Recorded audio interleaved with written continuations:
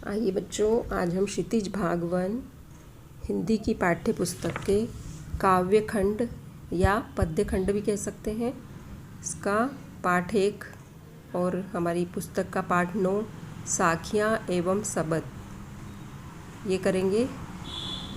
इसके कवि हैं कबीरदास जी। कबीरदास जी निर्गुण धारा के कवि हैं।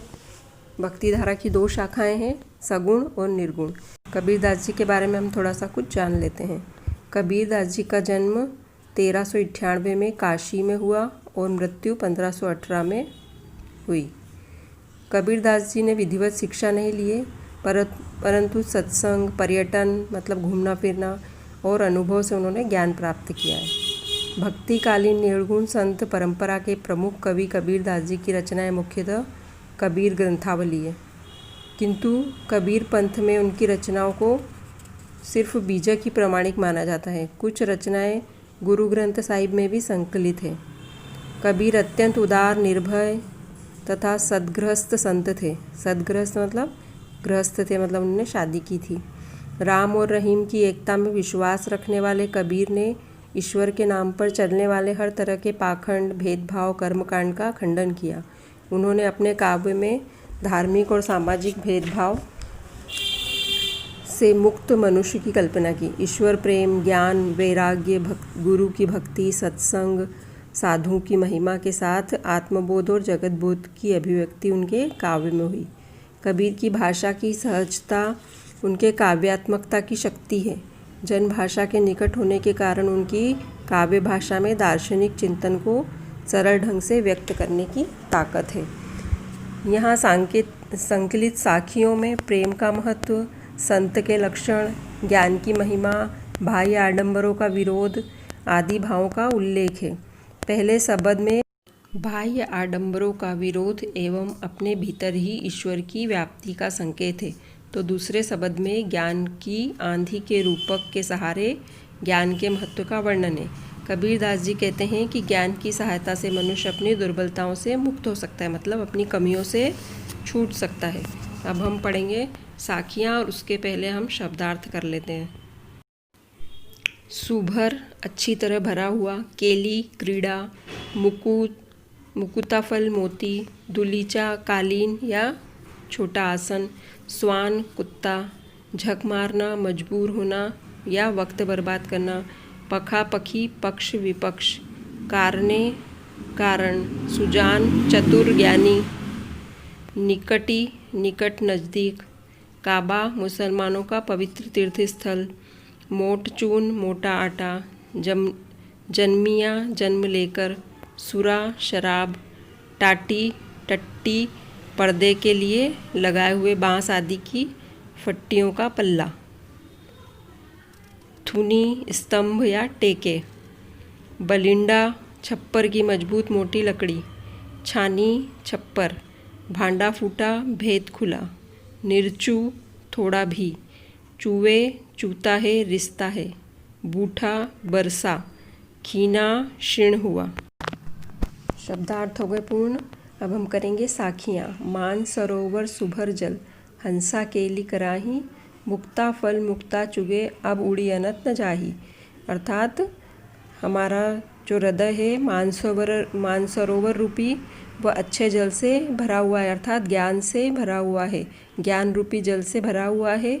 उसमें हमारी आत्मा हंस के समान तैर रही है, खेल रही है ना, और मुक्ति के रूप में मोती को चुग रही है। अर्थात ज्ञान प्राप्त होने के बाद वह अब समझ में आ गया है कि मुक्ति ही एकमात्र हमारा अंत है। हमारी आत्मा के लिए हमें सिर्फ मुक्ति की ही प्रार्थना करनी चाहिए। अब वो कहीं भी उड़कर नहीं जाएगा। इस तरह से उन्होंने हमारे हृदय रूपी ज्ञान को कहा है। दूसरा है प्रेमी ढूंढत में फिरों, प्रेमी मिले न कोई, प्रेमी को प्रेमी मिले सब विष अमृत होई। प्रेमी को ढूंढते फिर रहे हैं, वो प्रेमी नहीं मिल रहा है, तो परमात्मा को प्यार करो। परमात्मा ही हमारे प्रेमी है, उनसे हम प्रेम करें। भक्त को अगर प्रेम मिल जाए भगवान का, तो सारी परेशानी, विष रूपी जो बहुत सारी परेशानियां हैं वो अमृत बन जाती है। अर्थात सब कुछ परमात्मा ही है, उससे प्रेम करो, ये इसमें बताया है। तीसरा है हस्ती चढ़िए ज्ञान को, सहज दुलीचा डारी, स्वान रूप संसार है, भूकन दे झक मारी। अर्थात हाथी रूपी जो ज्ञान की सवारी है उस पर चढ़कर सहज बिछा लो, मतलब जो उस पर दुलीचा बिछा है उसे आराम से बिछाकर उस पर बैठो। और जो स्वान रूपी संसार है अर्थात कुत्ते के समान जो संसार है वो भौंकता रहेगा और झक मार कर भी वक्त बर्बाद कर रहा है। फिर चौथा है पखा पखी के कारणे, सब जग रहा भुलान, निरपक होई के हरि भजे, सोई संत सुजान। कबीरदास जी कहते हैं कि पक्ष विपक्ष के कारण सब जग भूल चुका है और भगवान को याद नहीं करता है, सिर्फ उसी में लगा रहता है कि ये सही है ये गलत है। निष्पक्ष होकर परमात्मा को याद करें, वही सज्जन पुरुष है जो किसी भी के साथ न पक्ष करे न विपक्ष रहे, हमेशा परमात्मा के भक्ति में लगा रहे, वह सज्जन पुरुष है। अगला है हिंदू मुआ राम कहीं, मुसलमान खुदाई, कहे कबीर सो जीवता, जो दूहों के निकट न जाई। कबीरदास जी कहते हैं कि हिंदू राम राम कह के मर रहा है और मुसलमान खुदा खुदा करके। कबीरदास जी का कहना है कि उसका जीवन सार्थक है जो दोनों के चक्कर में न पड़े और उस परम पिता परमेश्वर की उपासना करे है और सिर्फ भगवान में मन लगाए, अपना परमात्मा में मन लगाए, और वही सज्जन पुरुष है। काबा फिरी काशी भया, राम ही भया रहीम, मोटा चून मैदा भया, बैठी कबीरा जी। काबा और काशी में तथा राम और रहीम में अंतर भूलकर हमें अपना जीवन जीना चाहिए, दिन भर उसी में नहीं लगे रहना चाहिए। जैसे मोटे आटे को पीसकर मैदा बना लेते हैं तो उसे बैठकर आराम से मिठाई बनाकर खाओ, उसी में सच्ची खुशी है। अर्थात हमें हिंदू मुस्लिम के चक्कर में नहीं पड़ना है, सिर्फ इंसान बनकर रहना है। उसके बाद है ऊंचे कुल का जन्मिया, जे करनी ऊंच न होई, सुबरन कलश सुरा भरा, साधु निंदा होई। ऊंचे कुल में जन्म तो लिया है पर कर्म अच्छे नहीं है तो उसका कोई महत्व नहीं है। ऊंचे कुल में जन्म लेने के बाद यदि कर्म भी अच्छे हो, ऊंचे हो, तो वह सज्जन पुरुष कहलाएगा, साधु संत समान कहलाएगा। लेकिन यदि ऊंचे कुल में जन्म लेने के बाद कर्म भी अच्छे होना चाहिए तभी काम के हैं। छोटे बड़े जन्म से नहीं, कर्म से होते हैं। और इसमें ये बताया है कि सुबरन कलश सुरा भरा, मतलब सोने के कलश में जब सुरा भरी हो, शराब भरी हो और साधु की निंदा हो तो उससे ज़्यादा दुर्जन कोई नहीं हो सकता, वह कभी भी सज्जन नहीं कहलाएगा, वो दुर्जन व्यक्ति कहलाएगा। अब हम करेंगे सबद अर्थात पद। इसमें है मोको कहाँ ढूंढे बंदे, मैं तो तेरे पास, ना मैं देवल ना मैं मस्जिद, ना काबे कैलाश में, ना तो कोने क्रिया कर्म में, नहीं योग वैराग में, खोई होए तो तुझसे मिली हो पल भर की तलाश में, कहें कबीर सुनो भाई साधो, सब श्वासों की श्वास में। इसका अर्थ है भगवान को ढूंढने के लिए मंदिर मस्जिद जाने की ज़रूरत नहीं है, वो तो हमारे अंदर है, हमारे पास है। अगर हम सच्चे मन से उन्हें याद करें तो वो हमारे अंदर ही है और हमेशा हमारे आसपास ही है। कबीरदास जी ने कहा है कि बंदे मतलब मनुष्य मुझे कहाँ मंदिर में, काबा में और कैलाश में ढूंढ रहा है, मस्जिद मंदिर में मैं नहीं मिलता हूँ, मैं तो तेरे पास ही रहता हूँ। किसी भी क्रिया कर्म में और योग वैराग में मैं प्राप्त नहीं होता हूँ, मैं तो अच्छे कर्म में और अच्छे लक्षणों में हमेशा रहता हूँ।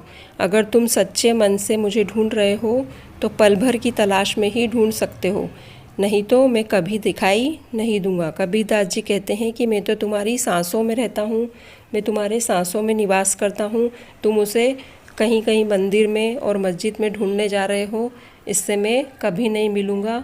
और तुम हमेशा सत्कर्म करो, सज्जन पुरुष बनकर रहो, तो मैं हमेशा तुम्हारे साथ रहूँगा। दूसरा है संतो भाई आई ज्ञान की आंधी रे, भ्रम की टाटी सबे उड़ानी, माया रहे न बांधी, हिति चित्त की द्वे थूनी गिरानी, मोह बलिंडा टूटा, तृष्णा छानी पारी घर, ऊपरी कुबुद्धि का भांडा फूटा। जोग जुगति करी संतो, बांधी निरचु चुवे न पाणी। कूड़ कपट काया का निकस्या, हरि की गति सब जानी। आंधी पीछे जो जल बूठा, प्रेम हरिजन भीना।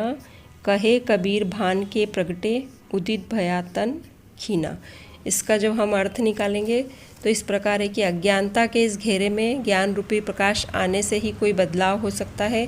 हमारे चारों ओर अज्ञानता फैली हुई है, तो वह संतों को, हे संत देखो ज्ञान रूपी आंधी आई है, इससे भ्रम की जो टटिया है वह टूट गई है। टटिया मतलब जैसे दरवाजे खिड़की बने रहते ना पुराने घरों में, जैसे टट्टी बोलते हैं उसको, है ना, तो वो टूट गई है आंधी से। दो खम्भे टूट गए जिससे मोह रूपी छत का हिस्सा, और जो ये बलिंडा लिखा है ये क्या होता है, छत के ऊपर जो कच्ची झोपड़ी की जो छत होती है उसमें बीच में जो बल्ली लगी होती है सहारे की सबसे बड़ी, उसको बलिंडा बोलते हैं, वो भी टूट गई है। वो क्या है, मोह रूपी छत की बलिंडा है ना। और प्यास रूपी घर को भी अलग कर दिया है, और कुबुद्धि का भांडा फूट गया है। ये सब गलत मार्ग पर जा रहे थे। हे संतों, इन्होंने बड़े यत्न से मोह रूपी छप्पर को बांधा था, जिससे उनमें एक बूंद पानी न टपक सके, पर वो भी टूट गया। ज्ञान रूपी आंधी शरीर के कचरे को निकालकर फेंक देती है, और भगवान की बारे में हम जान जाते हैं, और हम परमात्मा को पहचान कर उनके साथ प्रेम करने लगते हैं। आंधी के बाद जो जल प्रेम भक्ति रूपी ज्ञान के रूप में बच जाता है, कबीरदास जी कहते हैं कि उसमें संतजन नहा लेते हैं। जो दंभ पल रहा था वो भी नष्ट हो जाता, दंभ मतलब अहंकार घमंड, वो भी नष्ट हो जाता है, और भक्ति जागृत हो जाती। इसी से संसार में बदलाव आ सकता है, अर्थात हमें अज्ञानी नहीं होना चाहिए, हमें ज्ञान होना चाहिए। जब हम ज्ञानी होंगे तभी हमारे अंदर सारी बुराइयां दूर होगी, नहीं तो हमारे अंदर बहुत सारी बुराइयां रहेंगी, जिससे हम बुरे कर्म करेंगे, और बुरे कर्म करने से हमें भगवान की प्राप्ति कभी नहीं हो सकती। सज्जन बनो दुर्जन नहीं, है ना। अब है साखियाँ और शब्द के प्रश्नोत्तर। मानसरोवर से कवि का क्या आशय है, तो हमारे हृदय को कवि ने मानसरोवर कहा है। कवि के सच्चे प्रेमी की क्या कसौटी बताइए, परमात्मा की प्राप्ति और हमारी आत्मा की मुक्ति। तीसरे दोहे में कवि ने किस प्रकार से ज्ञान को महत्व दिया है। तीसरे दोहे में वो हाथी वाला जो बताया है कि हाथी के ऊपर बैठो मतलब ज्ञान प्राप्त करो, हाथी के समान खूब ज़्यादा ज्ञान प्राप्त करो और सहज रहो, और संसार रूपी कुत्ते को भौंकने दो, वो फुर्सत में है, उसको जो करना है करने दो। इस संसार में सच्चा संत कौन कहलाता है, सज्जन पुरुष और ज्ञानी पुरुष ही सच्चा संत कहलाता है। अंतिम दो दोहे में कवि ने क्या बताया है, एक तो जातिवाद का संकेत क्या है, और एक किस परिवार में आपने जन्म लिया है, कर्म से महान बनो जन्म से नहीं। फिर उसके बाद एक किसी भी व्यक्ति की पहचान उसके कुल से होती है या उसके कर्मों से, तर्क सहित उत्तर दीजिए। तो इसका उत्तर होगा कि हमारी जो पहचान होती है व्यक्ति की वो कुल से नहीं होती, उसके कर्मों से होती है। ऊंचे कुल में जन्म लेकर यदि नीचे कर्म करते हैं, नीच कर्म करते हैं, तो कभी भी अच्छे सज्जन पुरुष नहीं कहलाते हैं, ज्ञानी नहीं कहलाते हैं, वो हमेशा बुरे व्यक्ति ही रहेंगे। और अगर नीचे कुल में भी जन्म लिया है और उनके कर्म अच्छे हैं तो वो महान व्यक्ति कहलाएगा। इसलिए कर्म अच्छे करो, और वही हमारी पहचान है, न कि कुल, है ना। प्रश्न 7 है, काव्य सौंदर्य स्पष्ट कीजिए। हस्ती चढ़िए ज्ञान को सहज दुलीचा होए, मतलब ज्ञान रूपी हाथी की सवारी करो, उस पर सहज बिछाओ, और जो संसार रूपी कुत्ते हैं उन्हें भौंकने दो, और व्यर्थ उनके ऊपर ध्यान मत दो। इसका अर्थ ये है।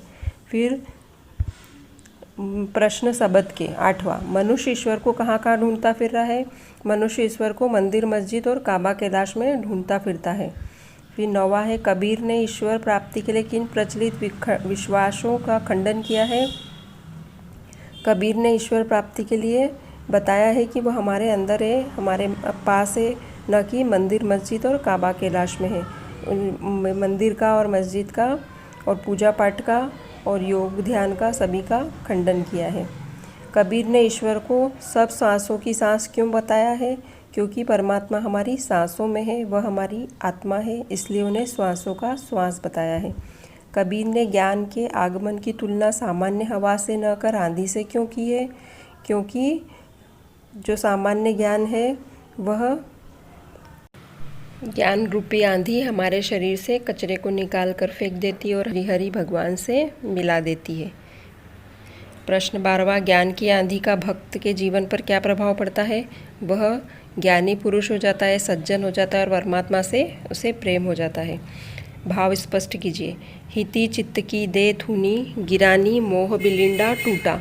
इसका अर्थ है कि हे संतो, देखो ज्ञान रूपी आंधी आई तो सारे भ्रम रूपी टटियाँ टूट गई हैं और सभी जो खंबे थे जिसके सहारे ये भ्रम खड़े थे हमारे, वो सब भी टूट गए हैं। जैसे रिश्तेदार नातेदार जो भी होते हैं वह आंधी में सब पता चल गया कि कौन क्या है। और मोह रूपी छत के ऊपर जो बलिंडा लगा हुआ है, जो बल्ली लगी हुई है, वह भी टूट गई है। इसलिए अब कोई सहारा नहीं है परमात्मा के अलावा, ये हमें पता चलता है। ख है आंधी पीछे जो जल, बूढ़ा प्रेम हरि जन भीना। मतलब आंधी के बाद जो जल, प्रेम रूपी जल और ज्ञान रूपी जल बचा है, उसमें कबीरदास जी कहते हैं कि संतजन नहा रहे हैं और उनका दंभ जो पल रहा था वो भी नष्ट हो गया है और वह हरि के, भगवान के, परमात्मा के प्रेम में मगन हो रहा है और उसमें भीग रहा है। फिर उसके बाद हम करेंगे ये 14 प्रश्न है, ये तो आपको स्वयं लिखना है। 15 प्रश्न है, निम्नलिखित शब्दों के तत्सम रूप लिखिए। पखा पखी का हो जाएगा पक्ष विपक्ष। अनंत का हो जाएगा अनंत, न पे बिंदी लग जाएगी, है ना। जोग का हो जाएगा योग, ज की जगह यह हो जाएगा। जुगति का हो जाएगा युक्ति। बैराग वैराग्य और निरपक्ष मतलब निष्पक्ष। ये हो गए हमारे तत्सम शब्द। ये ज़रूर याद कर लेना, परीक्षा में हमेशा आते हैं, इसके बिना तो पेपर ही नहीं बनता है। तत्सम शब्द और तद्भव शब्द बहुत IMP है, इसको अच्छे से याद करना। इसका अलग से एक वीडियो भी है, वो मैं आपको भेज दूँगी। और हम शब्दार्थ कर चुके हैं, अब हमारे पाठ पूरे हो गए। अब आप लोग घर में पढ़ो और जल्दी स्कूल खुलेंगे। धन्यवाद बहुत बहुत। खुश रहो, स्वस्थ रहो, मस्त रहो।